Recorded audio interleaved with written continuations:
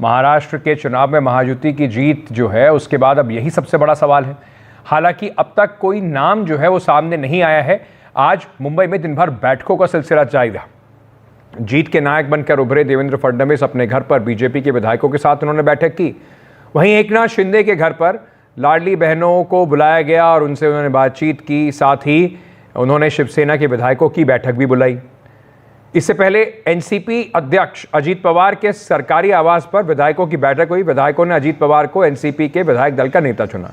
इस बैठक में सुनील तटकरे, छगन भुजबल, संजय बनसोडे, सना मलिक, नवाब मलिक समेत कई नेता मौजूद थे।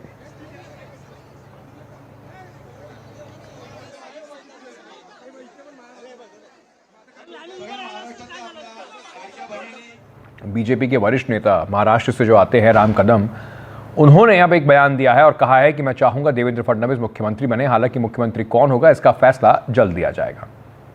आदरणीय देवेंद्र फडणवीस जी ने 2014 से लेकर 19 तक जो काम किया है वो सराहनीय है। तो इसके लिए लोग चाहेंगे, कार्यकर्ता चाहेंगे कि देवेंद्र जी बने। और उसी समय जो हमारे जो युति के दूसरे दो दल है, वो दो दल के कार्यकर्ता भी चाहेंगे कि उनका मुख्यमंत्री बने। पर भले कार्यकर्ता की कुछ भी इच्छा हो, तीनों दलों में संवाद है, कोई विवाद नहीं। तीनों दल के नेता एक साथ बैठ करके कौन मुख्यमंत्री पद का चेहरा होगा वो तय करें।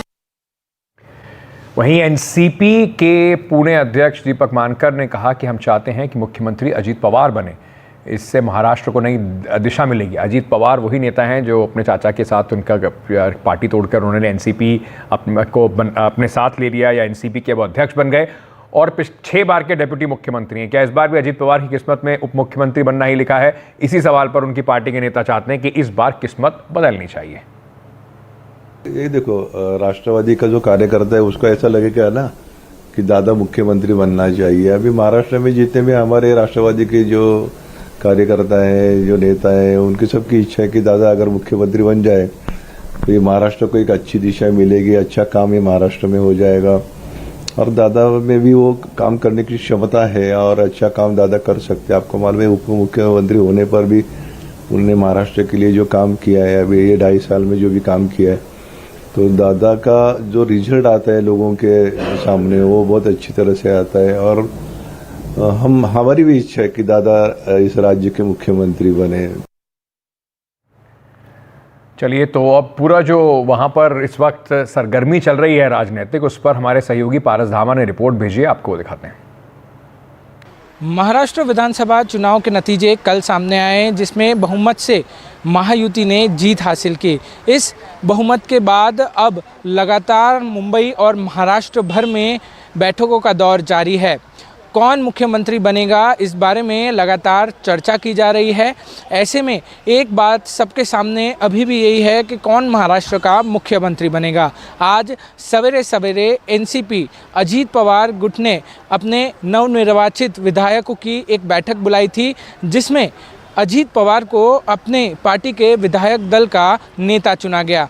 ऐसे में भारतीय जनता पार्टी की तरफ से भी आज सारे महाराष्ट्र में जितने भी नवनिर्वाचित विधायक हैं उनको बुलाया गया था, उनका सम्मान किया गया और उनसे एक महत्वपूर्ण बैठक की गई। मुंबई में आज मुख्यमंत्री एकनाथ शिंदे ने भी अपने जितने भी नवनिर्वाचित विधायक हैं उनको मुंबई के एक 5 सितारा होटल में रुकाया है। कल से ही ये बुकिंग कर दी गई थी, जब से ये बात सामने आई कि महाराष्ट्र में महायुति की सरकार बनने जा रही है और बड़े तादाद में वोट्स जो हैं, बड़े तादाद में सीट्स जो हैं वो महायुति की तीनों पार्टियों को मिली हैं। ऐसे में अभी भी ये तय नहीं हुआ है कि महाराष्ट्र में शपथ ग्रहण कब होगा और कौन मुख्यमंत्री का चेहरा बनेगा। लगातार बैठकें हो रही हैं, लगातार तीनों पार्टियां आपस में मंथन करेंगी जल्द ही और आगे की रणनीति तीनों पार्टियां महायुति की जल्द ही तय करेंगी। मुंबई से कैमरामैन सुनील खंखरियाल के साथ पारस धामा, एनडीटीवी इंडिया के लिए। वहीं महाराष्ट्र चुनाव में महायुति के हाथों महाविकास आघाड़ी गठबंधन की करारी हार के बाद शरद पवार की पहली प्रतिक्रिया सामने आई है। उन्होंने कहा है कि नतीजे वैसे नहीं रहे जैसी हमें उम्मीद कर रहे थे, लेकिन जनता ने अपना फैसला सुना दिया है, उसे स्वीकार करने के अलावा कोई विकल्प नहीं। साथ ही शरद पवार ने यह भी कहा कि बटेंगे तो कटेंगे नारे के बाद ध्रुवीकरण हुआ है, ऐसा पहली बार नजर से लगता है। साथ ही अजीत पवार के असली एनसीपी होने पर उन्होंने कहा कि मैं स्वीकार करता हूं कि अजीत पवार को हमसे अधिक सीटें मिली हैं, लेकिन महाराष्ट्र की जनता के मन में एनसीपी का संस्थापक कौन है ये सबको पता है। साहेब, बटेंगे तो कटेंगे यासारख्या वाक्यामुळं थोडंसं ध्रुवीकरण झालं का मला?